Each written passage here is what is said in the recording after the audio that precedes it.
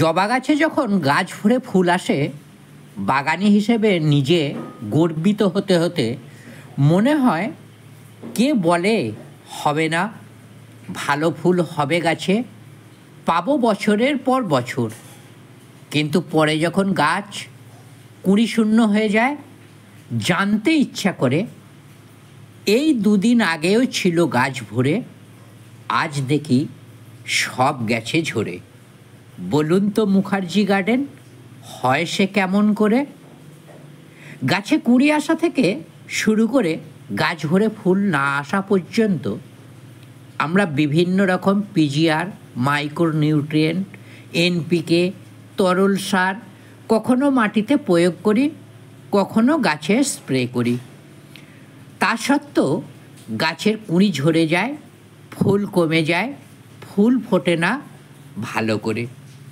আবার অনেক গাছেই ফুল আসা বন্ধ হয়ে যায়। কেন এমন হয়? পরিচর্যার ভুল, নাকি এর পিছনে রয়েছে অন্য কোনো কারণ? কি সেই কারণ? সব প্রশ্নের উত্তর মিলবে আজকের এই ভিডিওতে। মন দিয়ে ভিডিওটি দেখুন শেষ পর্যন্ত।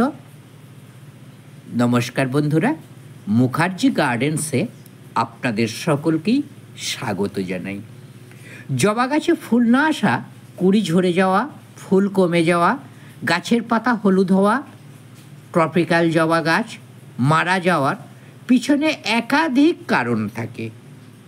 তাই নিয়ে আগের অনেক ভিডিওতে আমি বিস্তারিত আলোচনা করেছি।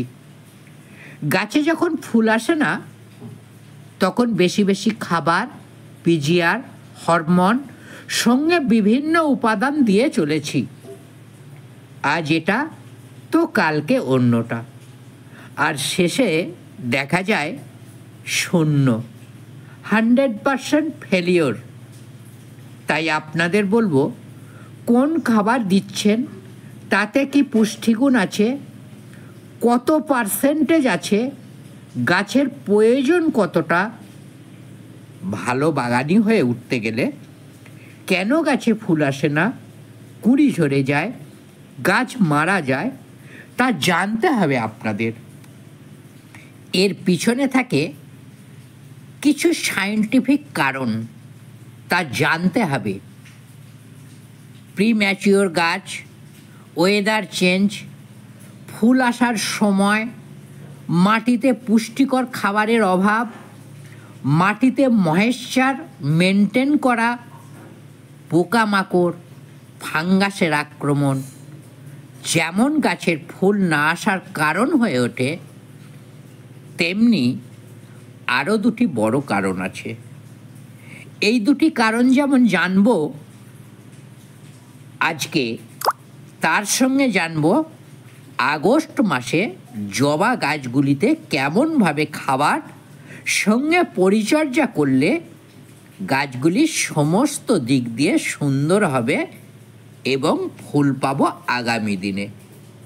বর্ষা চলছে, কখনো কম কখনো বেশি, টানা বৃষ্টি নাই, সারাদিনে 30 মিনিট বৃষ্টি হলেও সূর্যের তেজ, ভ্যাপসা গরম, এই আবহাওয়ায় ছত্রাক পোকার আক্রমণ প্রবল হবে।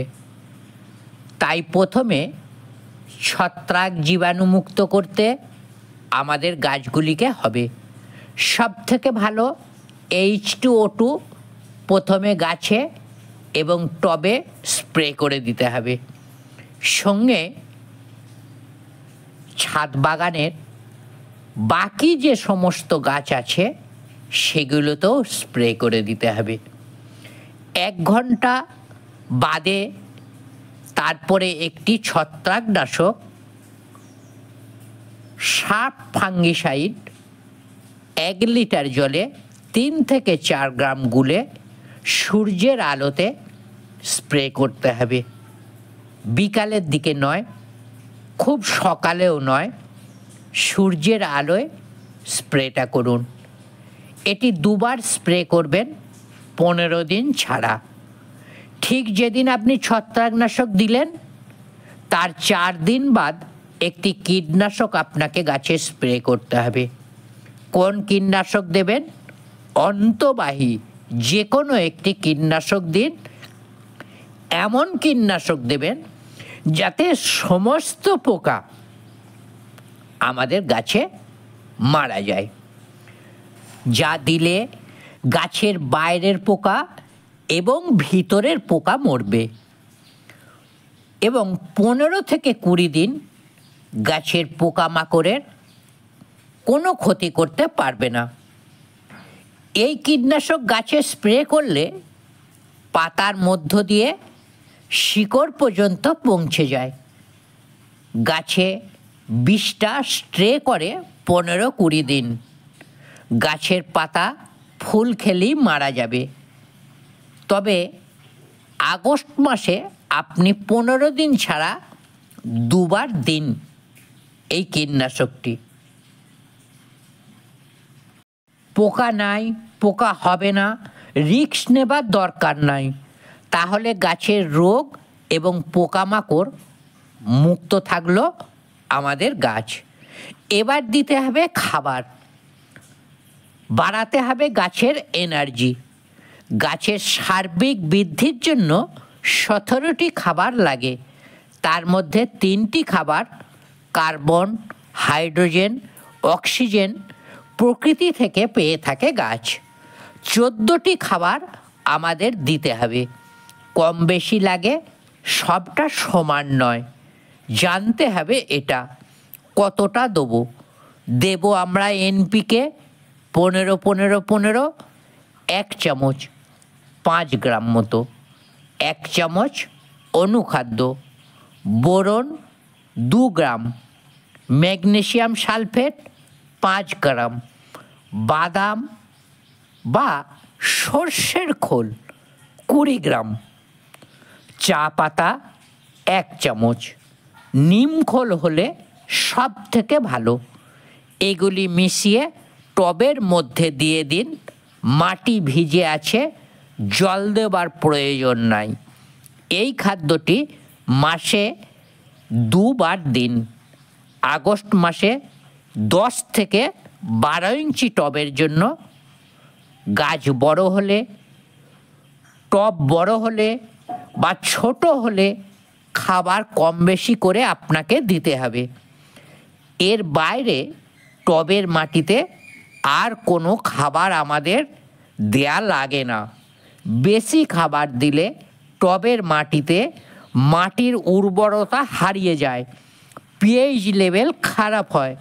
তখন কিন্তু হাজার চেষ্টা করেও গাছকে মনের মতন তৈরি করতে পারবেন না।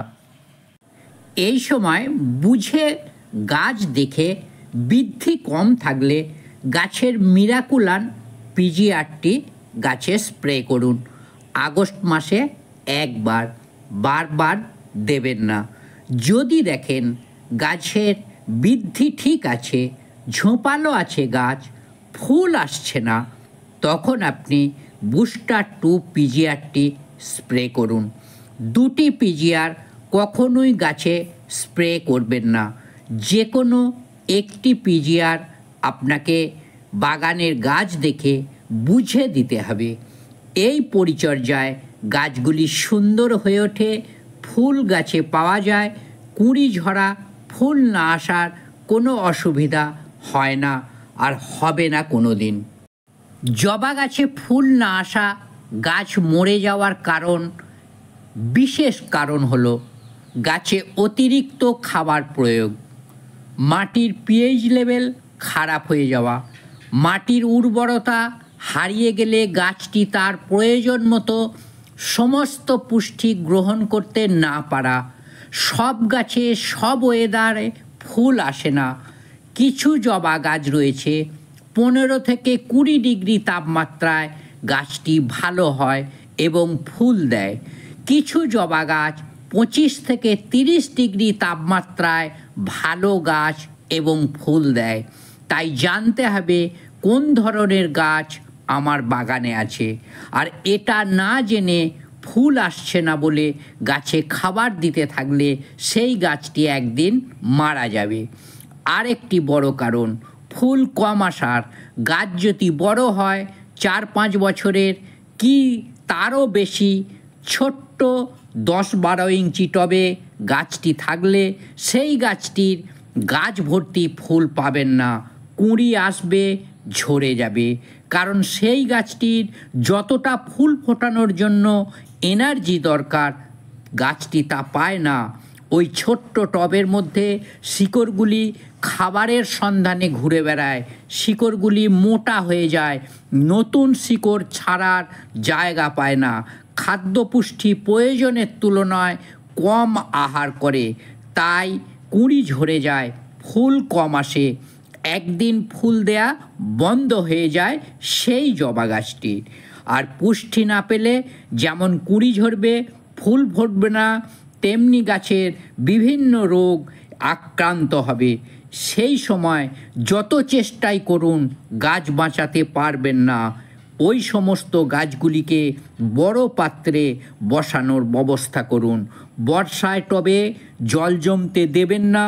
কিভাবে মোকাবেলা করবেন তা আমার চ্যানেলে ভিডিওটি একবার দেখুন, সহজ হবে সমস্যার সমাধান করতে। বন্ধুরা, ভিডিওটি ভালো লাগলে একটি লাইক এবং শেয়ার করার অনুরোধ রাখি।